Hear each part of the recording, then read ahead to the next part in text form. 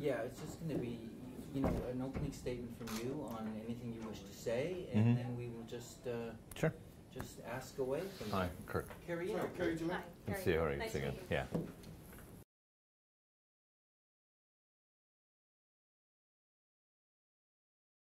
I love to discuss that issue. I've had 30 years of management experience before coming to City Hall, and Gregor's had one business. That's it. You know, yes, he got to he got to Victoria as a backbench opposition MLA, and he spoke, I think, something like a half dozen times in his time there. That's not vast political experience. I mean, I actually feel I've seen more politics than he has, by virtue of being a senior journalist, you know, running CTV News, helping to establish National Post, running Southern News, running the Ottawa Bureau of the Canadian Press when it was the largest bureau in that city, managing the Vancouver Sun's newsroom, being the ombudsman at the CBC. You know, I'm probably forgetting something. Oh, editing the Hamilton Spectator. I mean, look, you know, I've had so many managerial jobs, I forget them, right? He points to one thing and calls himself an entrepreneur, and the fact is, it was one company.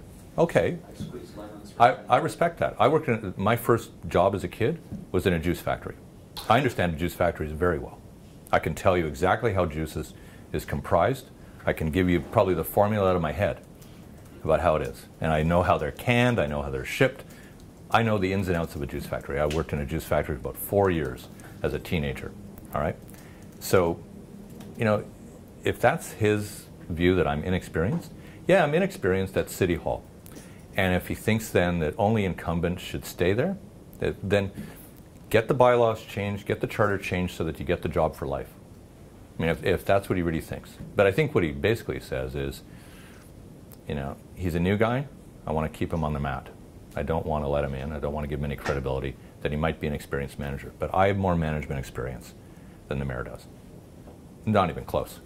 I mean, it's like, it's exponential. You know, when you're running the largest news organization in the country on 9/11, that's pretty significant experience. I'll take that, and I think the public will take that over running a juice factory.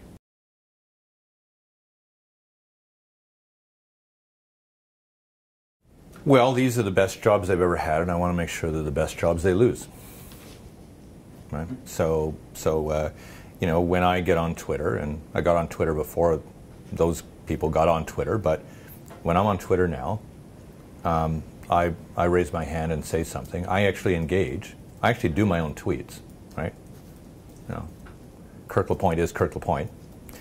And suddenly there's just a small army of people, all with a couple hundred followers, all of them fellow travelers. And it just becomes, you know, it's like I could spend my entire day and night there answering, you know, usually a lot of anonymous people.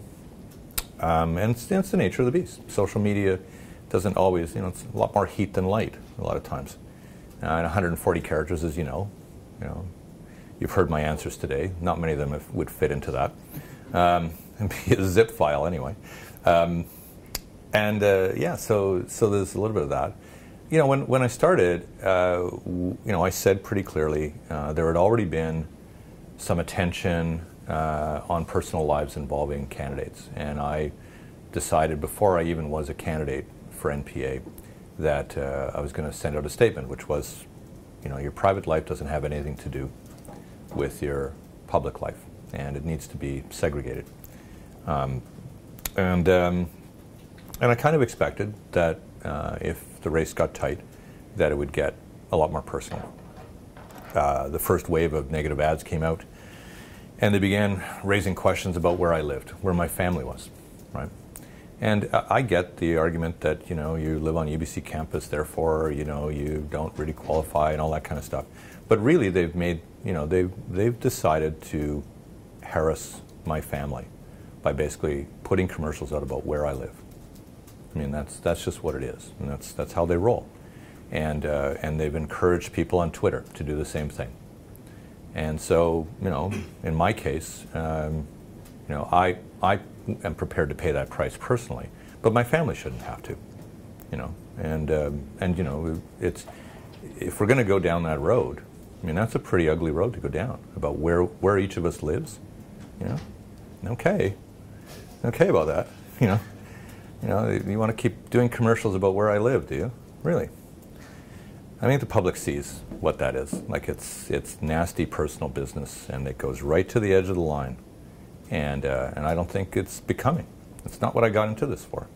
Actually, I believe that you can discuss ideas and issues and have an outcome that respects voters, and that you get the right answer from it. So when when the mayor talks yesterday about there being a dirty American-style campaign, he seems to forget that in this, during Pride Week, one of his own people had a piece fabricated at the Broadbent Institute that accused me of being a homophobe. It's like, what? It's like, where did that come from? Well, I knew where it came from. It came from Pride Week, and they wanted to make sure that I didn't get any credibility with LGBT community. That's how they roll. And my guess is that in the last week, your guess is as good as mine on what it's going to look like. But I've got, I've just got to be ready for it.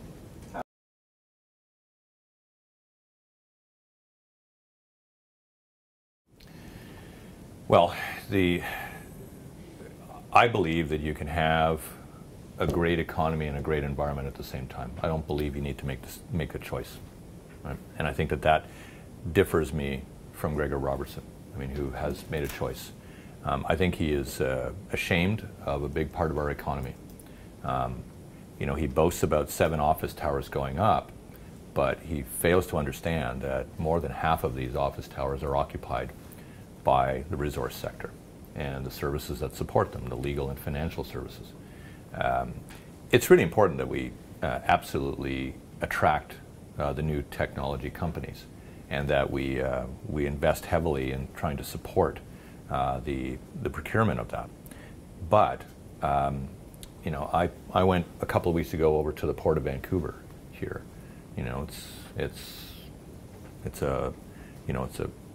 It's a nine iron shot from here, from the rooftop, and well, no, maybe wind assisted. But Gregor's never been there. He's never been to see the chairman of the port at the Port of Vancouver in 6 years. Well, so that's what I was told. Welcome. It's really nice to have somebody here because we've never seen the mayor here. So, it's I think something like 14,000 jobs, $53 million in payroll, $12 million that goes to taxes to the city, but it's just it doesn't jive with what's the reality in the city, which is that a lot of our highest paying jobs emanate in the resource sector, and the resource sector is conscientious. It doesn't want to mess Burrard Inlet, doesn't want to damage the coast of British Columbia, doesn't want to harm the oceans of the world. The fact is that we were settled here as a port city. We weren't settled here because we're 2 hours away from Whistler, and great skiing. There's most likely, if Vision had been around at a time, we wouldn't have built the railway, because they would have worried about the impact on the forest, and wouldn't have created a port because they would have been upset about the shoreline. And now they are doing what they're doing. I don't want any environmental degradation with any project.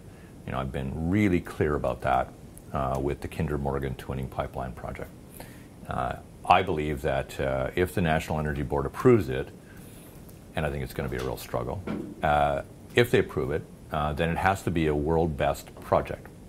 The technology has to be the safest, and has to be beyond compare. And if it's not, I'll oppose it. But as the mayor of Vancouver, opposition carries its limits. It's not something that the mayor of Vancouver can stop. It's not in our jurisdiction. We happen to be able to see it, but we can't really affect it in a true way. So, I think Gregor Robertson has kind of used this issue in a very disrespectful way to the people of Vancouver. He's tried to persuade them that he can really stop it. And I think there are some people who have bought into it and continue to buy into it today, which is, oh yeah, if my mayor argues against it, it will not happen. And it's a little bit like what he's done on transportation and the public transit process, which is, he needs partners for that. He doesn't have partners for that, but he keeps saying he's going to get it built. And I don't know how he's going to build it on the City of Vancouver's ticket alone. So that kind of thing, I have to say, disappoints me. It disappoints me that an elected official, an experienced elected official, would really go so far as to believe that people in Vancouver don't have the intelligence to see through that, right? That he's going to go all the way to the finish line, asserting something that he knows he cannot affect. So, that's my long-winded thing about resources. But I think he's ashamed of a big part of our economy, and we have to demonstrate to the rest of the world. I mean, I'll give you a good example. I was at an event last night where I met somebody who was in mining, and he said, Gregor's come once in 6 years to our annual big event, and he came for a little while and he left. And he said, now we're starting to lose things like conferences and bigger events to other cities because their mayors come out and lobby hard to get that business. Their mayors want those offices there. Their mayors want, recognize that these are roles that produce high-paying jobs. And so when our mayor's been disdainful of that, he's disrespecting a big part of the community. He's saying that, I'm ashamed to have you here. I prefer that you leave. And I'm not going to be that kind of mayor.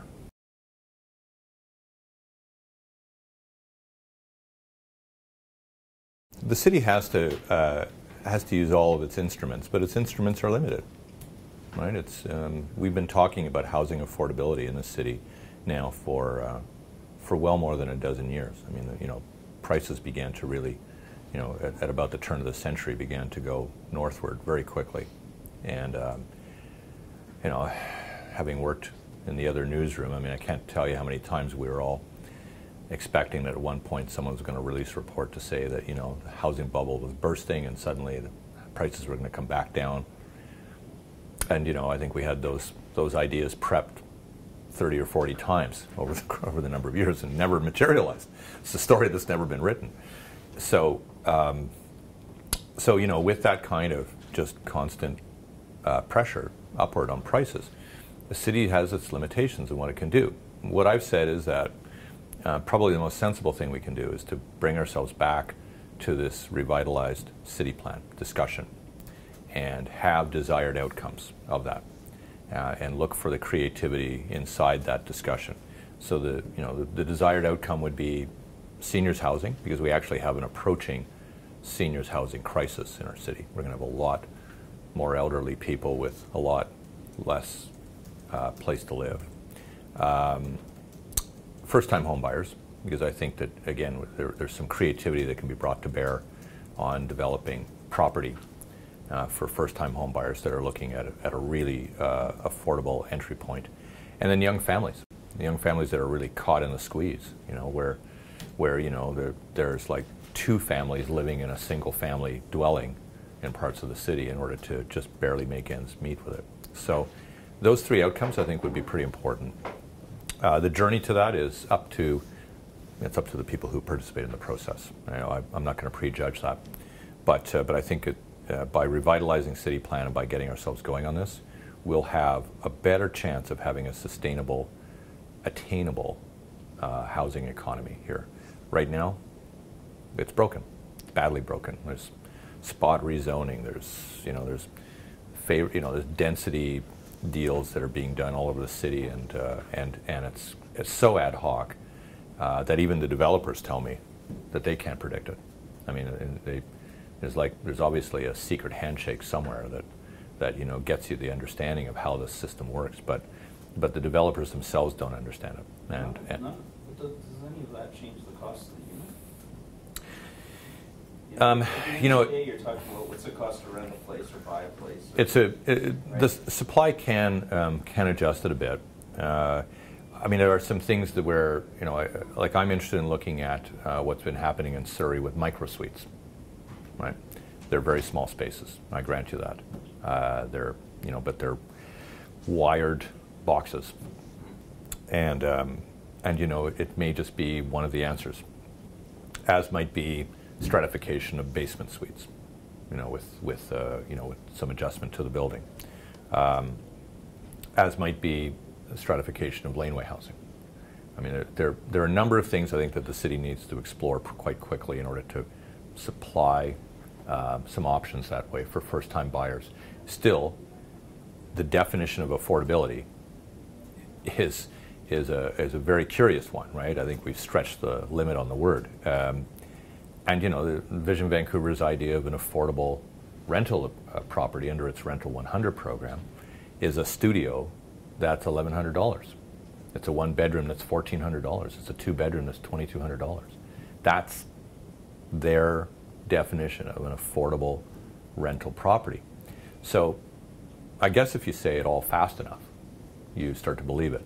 But the truth is, you know, we have to be striving for attainable property.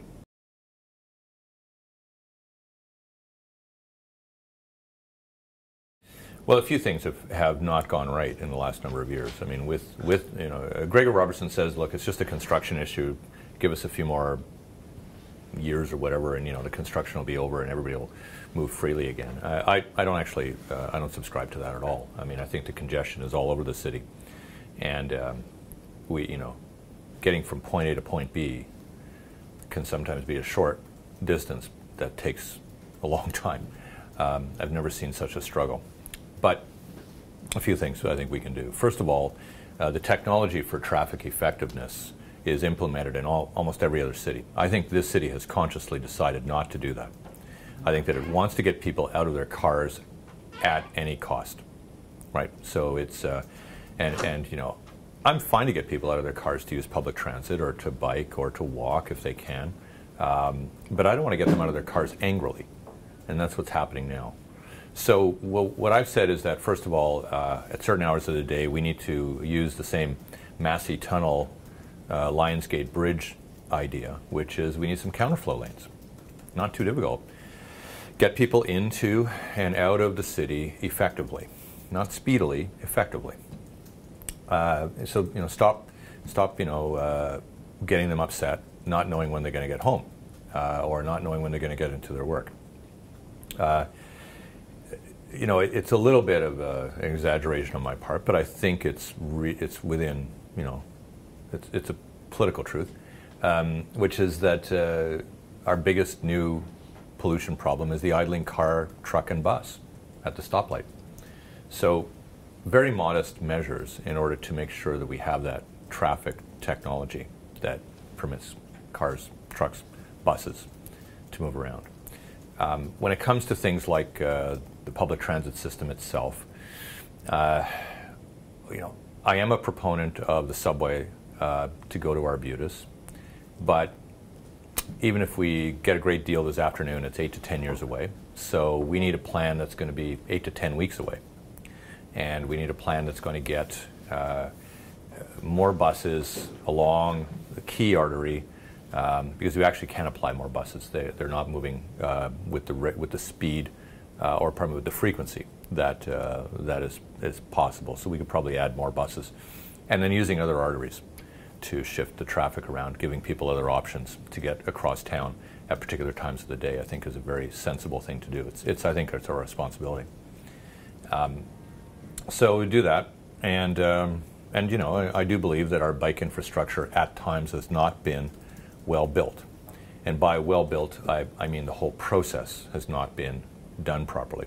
Community consultation has largely lacked authenticity and credibility, and so what's happened here is that where we at the NPA built about 75% of the bike lanes and ways that exist in this city without a squawk, Vision has come in and in 6 years has managed to divide the community between motorists and cyclists over something that, I mean, over something as elemental as your transportation need or your recreation pleasure.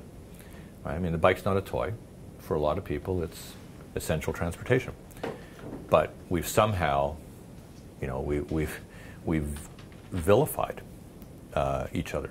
And so my job is to knit us back together a bit here on this and build the next bike system with greater conscientiousness for the city, so that people don't feel like it's being thrust upon them. Businesses don't feel like they're going to lose a lot of money. And motorists don't feel like suddenly they have to drive 6 blocks out of their way to make the right turn that they used to be able to make. I mean, some of this just lacks common sense. And I said I'll review the Point Grey Road situation because I tend to characterize it more as a gated community than a bike lane. I think there were lots of proposals that would have worked there to have a shared road, and the city just decided to slam ahead and didn't do it in a very polite way. And I think that we need to review it. I'm not sure how to go, and I'm not sure how much it would cost to undo, and all of those things are factors that I'll have to know after the election.